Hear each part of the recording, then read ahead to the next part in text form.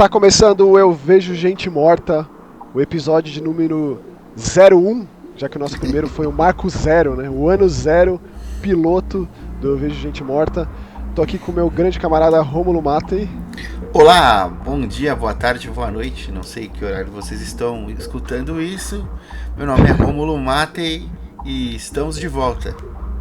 Isso aí, viemos pra ficar. A ideia é que, de fato, toda sexta tem um episódio novo. Você pode assistir aí nos seus agregadores favoritos de podcast e eu vou colocando em mais, conforme o tempo for passando. Tem um período de aprovação, né? Esse início é um pouco tumultuado, mas tá rolando. E também, em todo caso, você pode entrar lá no youtube.com/masquehorror e acompanhar por lá também. Vai estar na formato de vídeo, né? Eu coloquei a thumb e tal, que também é outra forma de acompanhar. E esse programa já vai ir meio que na contramão do que a gente vendeu no programa passado, porque a gente não vai ter os quadros que a gente fez das notícias, do que a gente tem jogado, assistido ou lido, mas a gente vai fazer um programa dedicado aos 25 anos de Resident Evil, completados aí no último dia 22 de março. Então eu acho que é legal. Eu soltei um vídeo no Mask Horror, né, sobre as minhas próprias histórias com Resident Evil. E aqui eu acho que é uma outra oportunidade de desenvolver ainda mais essa ideia. Resident Evil é minha franquia número 1 do coração. Eu tenho certeza que o Rômulo também tem histórias muito boas para contar. Até porque lá na época do Resident, no auge de Resident, ali 98 e tal, 99, o Rômulo já estava firme e forte aí trabalhando na Gamers, né, Rômulo? Sim, na finada, porém sempre presente, revista Gamers aí. Inesquecível. Inesquecível. Então, peguem seus chapéuzinhos de aniversário, língua de sogra, e vamos comemorar aí os 25 anos de Resident Evil, né? Essa franquia que é tão querida e que fez com que o estilo de survival horror se concretizasse aí para todos os jogadores aí, os amantes de videogame, né? Nascesse, né? Foi onde cunhou esse termo. Resident Evil é engraçado porque, de fato, é a maior franquia de jogos de terror. Não tem nem comparação. E se você pensa enquanto produto multimediático, aí o negócio descamba mesmo. Mas é legal que eu conheço muita gente que não tem apreço por terror, não tem interesse, eu tenho até problemas de lidar com terror, e que adoram Resident Evil. Que é uma coisa muito louca de se pensar. E ali na metade dos anos 90, que foi quando surgiu o jogo, ele fez exatamente isso, né? Porque terror já existia em videogame, a gente já tinha tido jogos como um Alone in the Dark, um Phantasmagoria, ou até mesmo um Sweet Home, que é da onde nasceu de fato Resident Evil, lá no Famicom, né? Mas, assim, popularizar jogo de terror foi em Resident Evil. Isso aí é fato, consumado, assim, não tem nem o que falar a respeito. O terror, como eu sempre falo lá no Mask Horror, né, a gente sempre conversa entre a gente aqui, é que o terror sempre permeou o videogame, né? As criaturas, sejam os monstros de Frankenstein, as medusas, os dragões, lobisomens, sempre foram bucha de canhão. Você pega um Ghosts and Goblins, é um jogo de terror? Não necessariamente, mas tá tudo ali, né? Tem o cemitério, tem o zumbi, tem a morte, tem a foice. Então são elementos que permeavam os videogames desde sua concepção, desde jogos de Atari, desde, né, o Massacre da Serra Elétrica do Atari, o Halloween, o Haunted House, esse tipo de jogo, ou até mesmo os adventure textuais da Sierra. Mas assim, enquanto gênero de videogame, tipo Resident Evil é um jogo de terror, aí dá pra dizer que foi ali em março de 96 que a coisa pegou mesmo. E ele consolidou vários outros elementos que, por exemplo, você citou o Sweet Home, né, do NES, que na verdade era do Famicom, né? Ele não lembro se ele saiu pro Não. Ele tem tradução de fã, mas ele nunca saiu do Japão, por isso mesmo que eu tinha citado, né, o Famicom. Então, mas elementos da própria mansão, né, os puzzles, né, os quebra-cabeças, a telinha de carregamento da portinha, isso. Tanto ele quanto aquele outro jogo da Capcom do Pateta, Goof Troop, que também é do Shinji Mikami, né? Também do Shinji Mikami. Tem o lance do carregamento. São elementos que você vê presente no Resident Evil, que foi o Resident Evil que consolidou, né? O lance do terror pessoal, assim. Eu gosto muito da série. Não sei se eu posso dizer assim como você, que é a minha série favorita de terror, porque... Não, digo de terror não, digo de videogame, e ponto. De tudo? Com certeza absoluta. Não, Resident Evil mudou minha vida, assim. Eu quando vi pela primeira vez aquela cena em FMV, foi tipo antes e depois do mancebo Maxon ali de 11 anos de idade.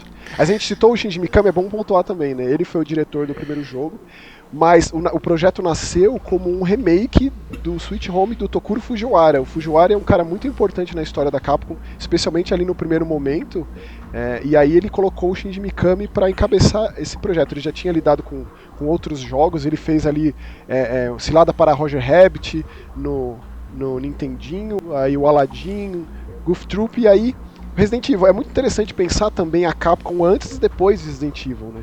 A Capcom era uma empresa de jogos de luta, de jogos terceirizados, fazia ótimos jogos da Disney, Marvel, tinha o Street, que é uma coisa bem colorida, até certo ponto alegorizada, carnavalesca, né? E aí tem o Final Fight da porradaria, aquela resposta pro Double Dragon e tal. A gente tem todos os crossovers ali de Street vs X-Men, Marvel Super Heroes, o X-Men Children of the Atom. Então, quando surgiu Resident Evil, a Capcom ela reforçou o compromisso, digamos, com a criatividade, com infinitas possibilidades do que ela poderia fazer. Imagina a alta cúpula da Capcom lá, com suas franquias coloridas, todas e alegres, né? Alegres, ágeis e tudo mais. E aí chega um maluco lá no meio e fala, tem esse projeto aqui de jogo de terror. Imagina a cabeça dos caras na época, né? Em 95, 96 ali, pensar em fazer algo que até então era desconhecido, era um mar inexplorado, né? Porque... Exatamente, e é legal pensar que é a transição do pensamento de videogame enquanto arcade, fliperama, consumir ficha, fazer ponto, vencer o adversário, e para os jogos pensados exclusivamente para o console de mesa, para você jogar em casa, no seu quarto, sozinho, no escuro, aí no caso, né, criar o climão. Então é a diferença do climão do teu quarto, né, a ambientação e tal, e o climão do fliperama, né, da gritaria, das risadas, da alegria, da espessa camada de fumaça de cigarro que tinha. A gente sai desse ambiente do fliperama que você falou, da fumaça de cigarro, porque antes era permitido, né? Fumar. Tinha até aquele cinzeirinho nas máquinas, né?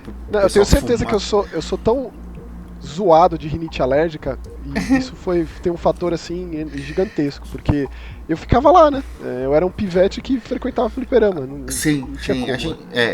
A nossa paixão pelo videogame era maior do que os problemas respiratórios na época, né?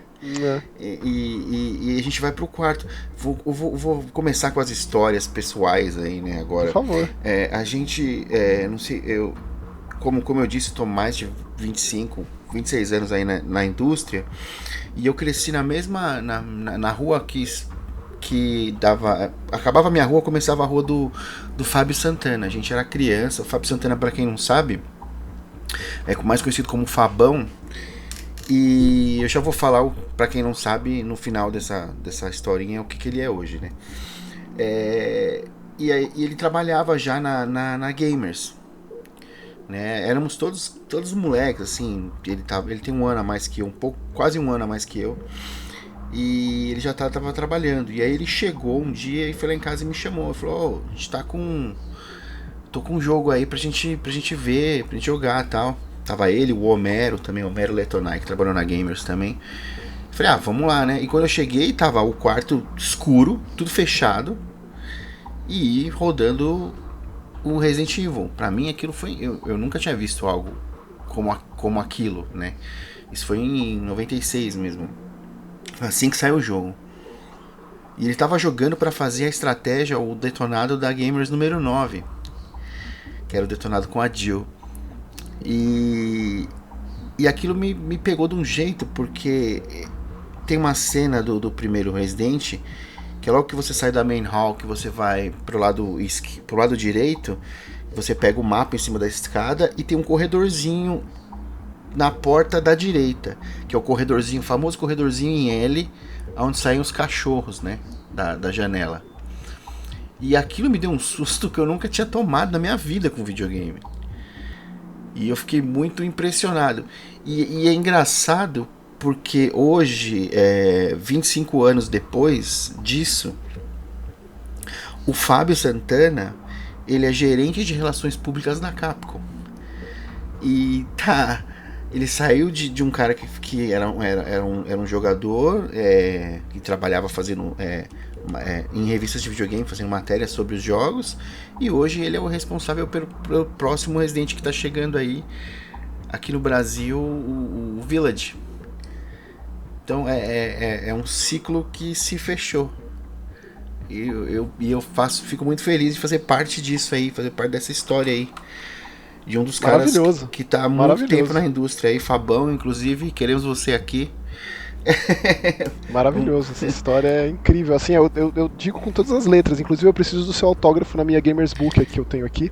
Ô, louco, que eu cresci, assim, lendo Gamers e me instigou muito o hábito de leitura. Com certeza absoluta, porque eu gostava muito das revistas, né? Eu gostava muito de todas. Eu tinha Ação Games, a Super Game Power e tal. Mas a Gamers, por conta de ter aquelas paredes de texto, era muito texto. Então eu ficava muito mais tempo com elas, com as Gamers, né? Então era uma coisa que acontecia na minha vida. E se hoje eu sou um cara que gosto muito de ler, gosto muito de quadrinho, o estímulo veio, com certeza absoluta, um dos, né? Foi com a Gamers. Muita gente fala isso, porque a gente tinha essa liberdade. Como a gente a Gamers era uma publicação em parceria da rede Pro Games de locadoras de videogame e da editora Scala, né? Então o processo criativo ele era muito aberto pra gente. A gente podia escrever o que a gente quisesse. Então, quanto mais informação a gente pudesse passar pro leitor, pra gente melhor. Então às vezes ficava, como você falou, aquelas paredes de texto, às vezes tinha página da revista que não tinha nem ilustração, era só texto. Eu adorava. Inclusive pra mim é uma grande honra, privilégio trabalhar com o Gilsomar Livramento, que é um dos caras da Gamers também, né? O Gil é um querido. O Gil gosto muito. É um dos caras que mais tem bagagem, conhecimento de videogame, e eu convivo com ele diariamente. Pra mim é um privilégio, assim, sem dúvida. Tem umas histórias do Gil. Qualquer dia a gente, mais pra frente, não sei, a gente vai ter muitas oportunidades. E aí, Romulo, eu queria que você me contasse histórias suas na Gamers com Resident Evil. Se você participou de algum texto, de algum review ou algum detonado, ou algo do tipo, seja em qual Resident Evil for no seu período de Gamers, né? Involuntariamente, mesmo não trabalhando, a gente estava lá na jogatina do primeiro, da Gamers número 9. Quem fez a matéria foi o Fabão, quem fez o detonado foi o Fabão, mas eu tava lá enquanto estava sendo jogado o jogo para fazer aquela matéria. E também quando saiu a versão do Sega Saturn do primeiro, eu não lembro se era o Director's Cut. Não. Na verdade, a versão de Sega Saturn, ele é meio que é uma própria, só de Sega Saturn, assim. Tem umas coisas só dele, tem um Tyrant dourado, tem umas criaturas diferentes. Por conta de umas problemáticas técnicas que o Sega Saturn tinha, né? Eles colocaram uns gracejos ali que tornou a edição uma edição única. Mas não é a versão Director's Cut, não. Que eu gosto muito, né, dessa versão, inclusive do PlayStation, do primeiro PlayStation Director's Cut, eu gosto muito. E a do Sega Saturn também, que pra mim tem um valor sentimental muito grande, porque a gente precisava fazer um detonado pra revista, e aí tava tudo basicamente pronto, vamos fazer o detonado, aí vamos começar, pode começar a gravar com a Jill. Aí eu falei, mas por que com a Jill, meu? Todo mundo tem detonado com a Jill, vamos fazer com o Chris, né? Olha, eu vou dizer, o Battle Mode foi a primeira vez que apareceu, foi no Resident Evil do Sega Saturn, e virou depois uma tradição. E esse Director's Cut, ele veio que meio que como um... Não vou dizer um pedido de desculpas, porque isso não existia, né? Mas foi mais pra apaziguar os ânimos do pessoal que ansiava muito pelo Resident 2, e aí o projeto, como hoje é muito de conhecimento geral, assim, ele foi descartado e recomeçado, então demorou pra chegar. Então eles lançaram o Director's Cut que acompanhava uma demo do Resident Evil 2. Sim. Então, foi assim uma fase inacreditável, assim. era assíduo consumidor de absolutamente tudo que surgia sobre Resident Evil. Eu lembro até que eu pedi de aniversário uma Game Pro, que era uma revista caríssima, que tinha umas bancas de jornal que trazia conteúdo de fora, importado. A Livraria La Selva. Exatamente, é isso mesmo, cara. E aí nessa Game Pro tinha umas fotos umas imagens do Resident Evil 2, que aí depois não existia no jogo final. Isso sempre ficou na minha cabeça, né? Onde tá essa loirinha aqui? Onde que estão essas cenas, essa galeria de tiro? Onde que tá essa parte do teto, né, da delegacia? Então isso aí ficou na minha cabeça.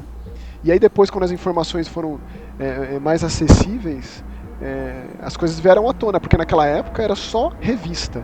E existia muito boca a boca também, né? Eu lembro que ali no bairro que eu morava, Resident Evil causou um impacto assim, tipo, explosivo. E aí todo mundo jogava e tinha sempre aqueles burburinhos do tipo, eu consegui jogar com o Barry. Eu fiz não sei o que, fiz o truque lá que eu joguei com o Barry. Então, mas aí eu desliguei o videogame e não deu mais. Sempre tinha esses papos, né? E eu lembro que existia isso lá onde eu morava na época. Onde eu morava na região que chama Taipas, aqui o bairro, né? Hoje eu moro em outro lugar, mas eu morava na região de Taipas. Tipo extrema zona norte, assim, entre zona norte e zona oeste de São Paulo. E tinha uma locadora, e a gente ia pra locadora jogar, e era uma locadora que tinha um PlayStation, tinha um Resident, e não tinha memory card. Então, ou seja, tinha que tentar jogar do começo ao fim, né? E aí começou a surgir, o pessoal começou a querer fazer, antes de existir, os speedruns, né? Porque, pega uma horinha de jogo, tem que ir até o final, tem que tentar até o final. E tinha fila, né, pra pessoal jogar. Então, uma hora acabava, o pessoal metia o dedo no power ali e já era. Tchau, tchau, tchau, agora é minha vez. E aí foi aí que a galera que jogava lá começou a tentar fazer inconscientemente os speedruns, né? Não, vamos fazer isso rapidinho. Vamos fazer essa sequência rápida para tentar chegar ao final do jogo. Você sabe, Rômulo, que eu, depois de jogar muitas vezes, eu também não tinha o memory card.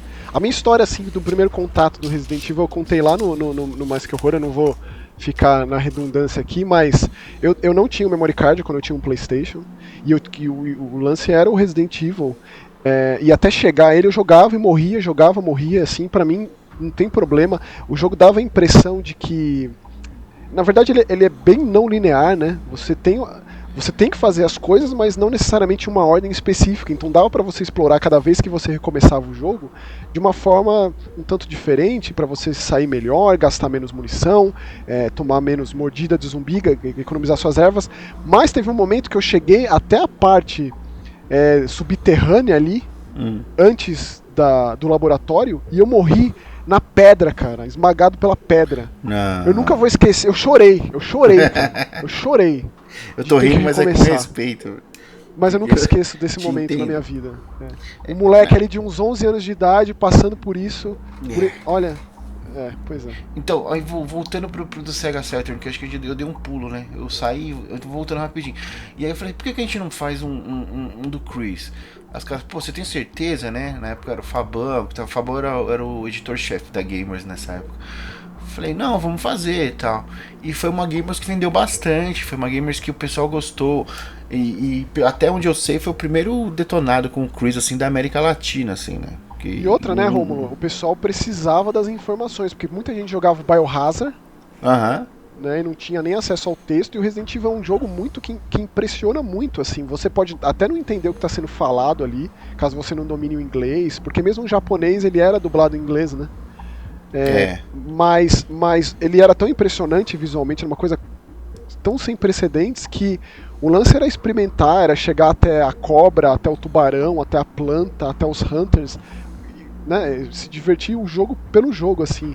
Mas existiam os quebra-cabeças, e quebra-cabeças bem difíceis, e muita gente ficava empacado especificamente naquele dos quadros, né, que você precisa de dos emblemas para poder chegar até o jardim e a casa de guarda. E esse puzzle era particularmente difícil, cara, que você tinha que apertar os quadros na ordem do crescimento de um homem, né? Se você não tinha esse conhecimento, ou não tinha a ordem decorada. A newborn baby, depois Exatamente. A infant, né? Exatamente. E falando sobre o lore, assim, e sobre e sobre esse lance de você acompanhar através a história do jogo, né? Naquela época era difícil a molecada, principalmente a molecada que começou a jogar Resident Evil com seus 15, 16 anos, ter um conhecimento amplo de inglês, né? Então era difícil mesmo você conseguir acompanhar a história, que é uma história densa, não é uma história superficial. Se você começar a prestar atenção em todos os itens, a história que circunda, né, a mansão ali de Raccoon City. Trecheira, né? Tipo, muito se fala sobre o texto, né? O Jill Sandwich e what is this? What is it? Uau, tipo, what a mansion. Mas na época foi tudo tão surreal, tão impressionante, né? Que as críticas iam para outros lados. E também é legal acompanhar a evolução do texto de Resident Evil, né? O Yoshiki Okamoto, que foi um dos grandes produtores da franquia nesse primeiro momento, ele criou a Flagship, que era uma subsidiária da Capcom especificamente para se escrever roteiros para os jogos, e colocou ali um grande cara para encabeçar isso, que é o Noboru Sugimura, que era um novelista, um cara muito importante, e que a partir do Resident Evil 2 em especial, ele teve um papel muito importante em deixar a coisa concisa. O Sugimura infelizmente é falecido, mas ele fez todas as partes se conectarem-se. O lance das duas campanhas, do cenário A e cenário B do Resident Evil 2 ser assim tão bonitinho e tão encaixadinho, é porque tem um grande escritor por trás, né? E no Brasil, eu acho legal a gente lembrar aí que nasceu um site chamado Resident Evil Database, né, que é da Monique, que está até hoje aí no ar, e que trouxe, ela fazia manualmente nos caderninhos, assim, ela pegava, traduzia todos os diálogos, todos os files, né, os documentos, e colocava lá e disponibilizava para quem não sabia inglês na época, né? A Monique, para mim, é a maior autoridade de Resident Evil. Exato, eu já falei isso pra ela. Para mim, assim, é surreal pensar que ela é uma grande amiga minha, que eu já gravei tantas coisas com ela, e que, sabe, de alguém que eu admiro tanto e que tem uma importância tão grande pra Resident Evil, né? É surreal, assim, nesse sentido. E é bonito de ver, porque apesar de ser... hoje não, hoje ela é um canal grande, é um site grande, é um site que tem esse tempo e tem esse respeito, e é respeitado aí pela comunidade que gosta de Resident Evil. Mas no começo era difícil, né? Porque era uma menina num escopo aí do videogame, que é um escopo que nós sabemos que infelizmente é um escopo muito machista, né? Ainda é surreal pensar que ainda é, né? Ainda é. Que arcaico, que retrógrado, que deprê. E ela meteu o pé e falou: não, meu, a paixão da vida dela é Resident Evil. Então a gente tem que dar todos os louros aí, as glórias pra Monique Alves aí sobre seu trabalho aí de tantos e tantos anos aí de curatoria do Resident Evil no Brasil aí. E também parabenizar o Fabão aí, porque é um cara que sempre que tem alguma coisa de Resident Evil, ele sempre inclui o Resident Evil Database aí também nas ações aí, e só faz com que esse trabalho tão bonito, né, que ela vem fazendo há tantos anos aí, continue. Então um abraço aí pra Monique aí, se estiver escutando a gente, e queremos você aqui também, qualquer dia, pra gravar com a gente. Com certeza. Oportunidades não faltarão. Inclusive, todo programa você fica falando de convidar tanta gente. A gente vai ter que fazer isso mesmo. Vai ter que rolar, né, Romulo? Eventualmente. Vai. Podem ser programas também de entrevista. A gente pode entrevistar o pessoal, né? Para o pessoal saber mais quem tá por trás do mercado de videogame aqui no Brasil, né? Com certeza. Muito interessante. Eu Vejo Gente Morta, ele vai além do videogame em si, né, da gente falar especificamente de videogame, mas como a nossa vida está tão inserida nesse mundo com relação a trabalho, com relação a gostos pessoais e tal, então invariavelmente a gente vai falar sobre. É inevitável, não tem como, e assim, digo que muitas vezes vai ser o foco. É claro que a gente tentou deixar claro no programa piloto, no inicial, que a gente vai falar de série, de quadrinho, de livro, de filme, mas eu acho que não tem como fugir desse amor por videogame e do nosso privilégio de trabalhar com pessoas tão especiais que fazem parte desse meio também. E assim, pensando em Resident Evil, a Monique é com certeza outro patamar, assim, né? A dedicação dela para a franquia já há anos, sorte a nossa, é como eu sempre penso, sabe? De ter alguém tão dedicada, com conteúdo de tanta qualidade, já há tantos anos. É surreal. Para mim, assim, é uma evolução que eu percebo que está ali andando em paralelo com a do próprio jogo, porque é surreal pensar que 25 anos depois, o meu jogo mais esperado, disparado, de 2021 é o Resident Evil Village. O Village. Eu trocaria todos os jogos de 2021 pelo Village. Tipo, que jogo você quer jogar esse ano? É o Village, mas assim, todo ano que sai Resident Evil eu sou assim, entendeu? Então, não sei o quanto que vale essa minha constatação, mas é mais ou menos isso. E mostra o quanto que essa franquia ela consegue se moldar no estilo Bruce Lee de ser, com o que está acontecendo. Não só nos videogames, na tecnologia, no avanço da tecnologia dos videogames, mas no gênero, seja lá em qual mídia. Resident Evil é uma esponja de referências do terror, pelo bem ou pelo mal. Às vezes acaba indo para um lado que desvia o foco, perde a personalidade da série, como já aconteceu. Eu acho que uma franquia 25 anos aí nativa, sempre com novos jogos, sempre com lançamentos, sempre tentando se reinventar, sempre tentando resgatar o que deu certo no passado, aprender com os erros do que tem acontecido agora, a admiração assim é infinita. Então, esse programa a gente poderia descambar para todos os jogos, pegar e fazer um catadão da franquia e tal, mas eu acho que a gente pode ir indo aos poucos, né? A gente pode eventualmente voltar em algum outro momento especial de Resident Evil, qual que é o seu favorito, mas eu acho que uma boa forma da gente dar uma enxugada, dar uma afunilada na discussão, e na homenagem, na verdade, que é esse programa de 25 anos, falando justamente sobre qual foi o jogo que mais te impactou.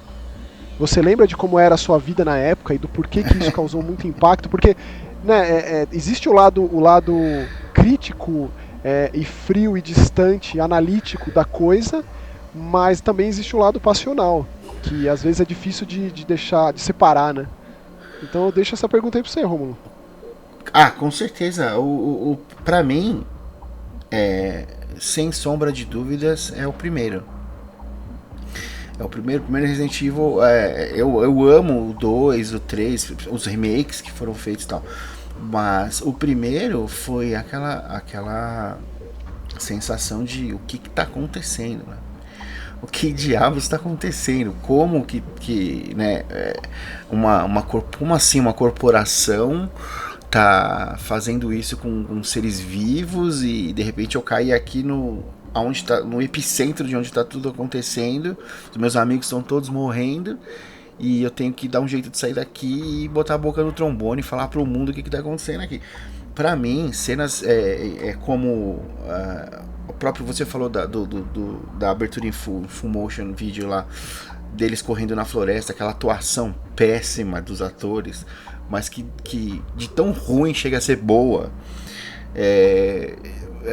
Eles entrando na casa, detalhes e cuidados que a Capcom teve, como por exemplo o que todo mundo se pergunta num filme de terror, né? Não, mas tem uma casa, mas e se eu não entrar, né? Que aí você vira, quando você tá dentro da mansão, você vira pra abrir a porta pra ir embora e vem um cachorro não, aqui você não vai sair, daqui pra frente é você aqui dentro e se vira.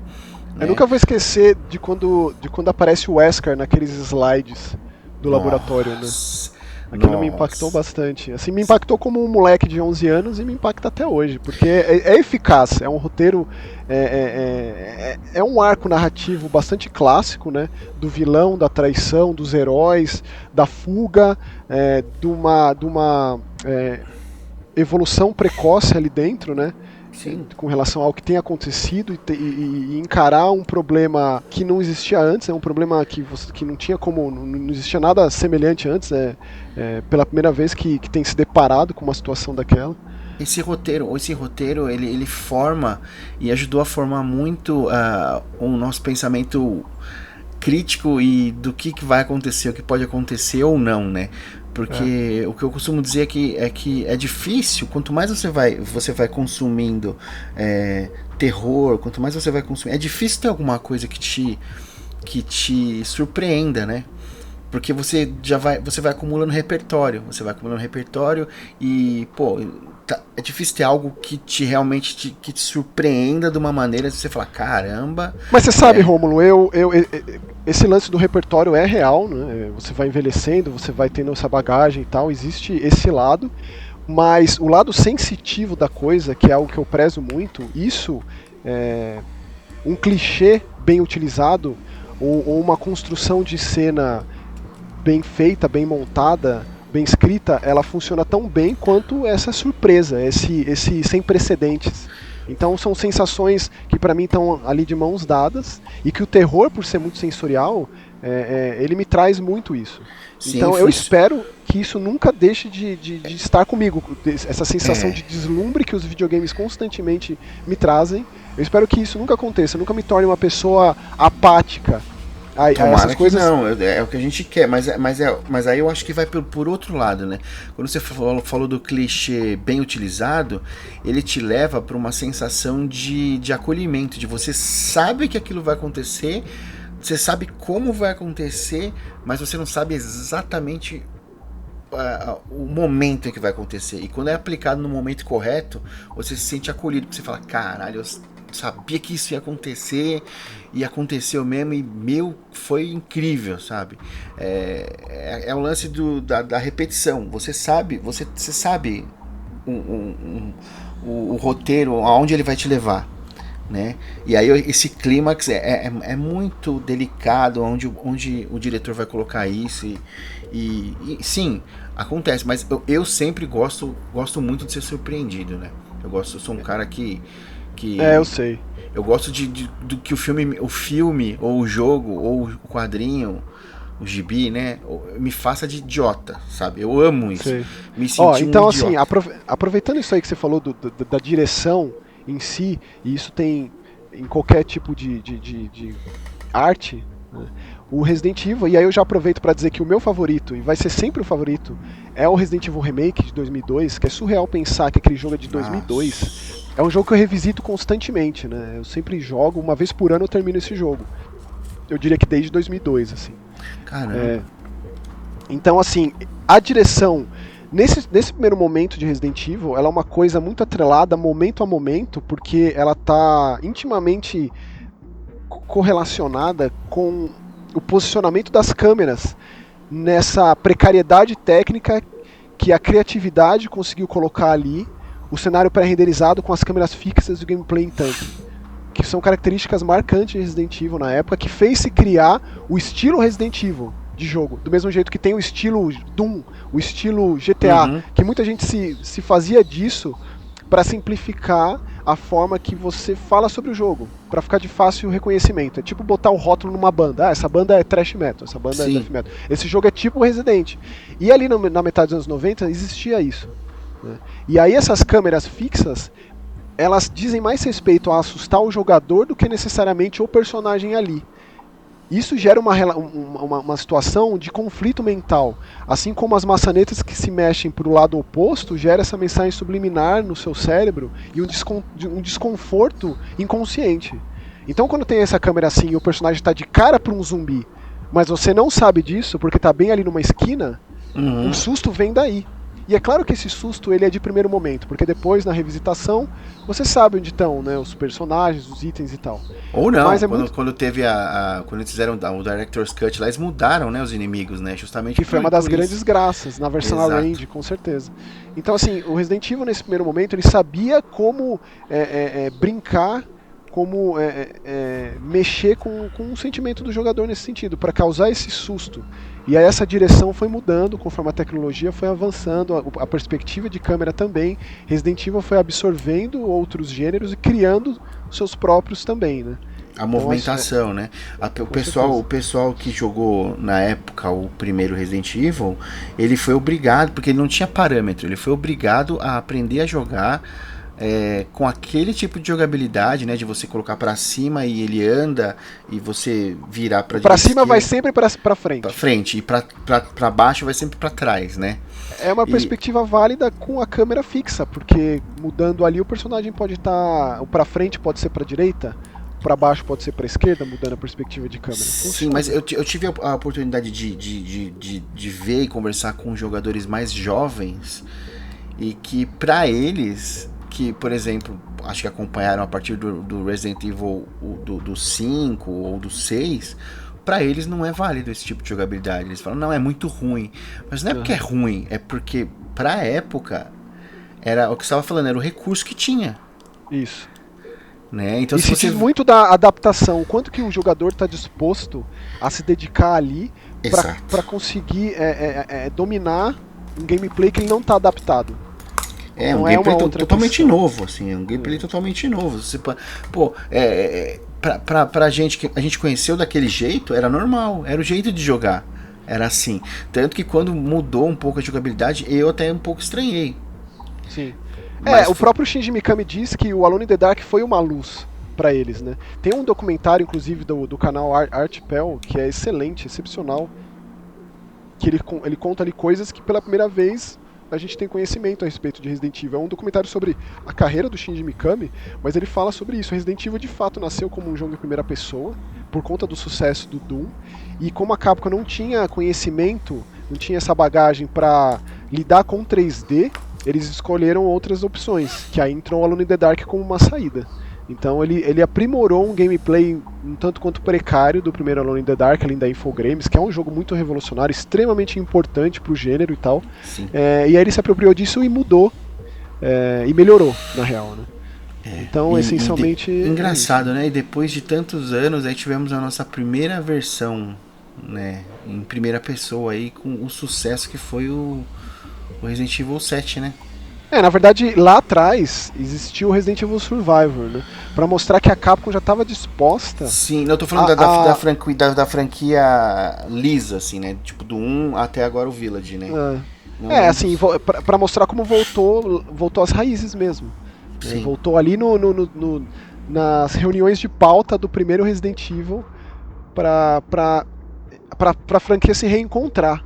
Porque na geração do 360 e do PS3, as grandes franquias de terror ficaram meio titubeantes ali, né, sobre o que fazer. Né, como a gente vai angariar um novo público, como a gente vai conseguir bater de frente com outras grandes franquias dos videogames. Né? Então foi um período de indecisão que depois os jogos eles foram se encontrando. Ainda bem. Resident Evil 7 foi uma retomada em muitos sentidos. Assim como Resident Evil 4 também foi polarizado. Muita gente não gostou por aquele motivo, não só por conta da perspectiva, mas eu acho que isso é saudável para a franquia. Ela está disposta a tentar, né? A experimentar depois de tanto tempo aí na estrada. Eu tenho uma visão muito particular de Resident Evil 4. Eu não gosto muito, não. Mas eu entendo quem goste, entendo o sucesso que ele fez, assim, e a importância dele também pra franquia. Mas particularmente eu não sou muito fã, não.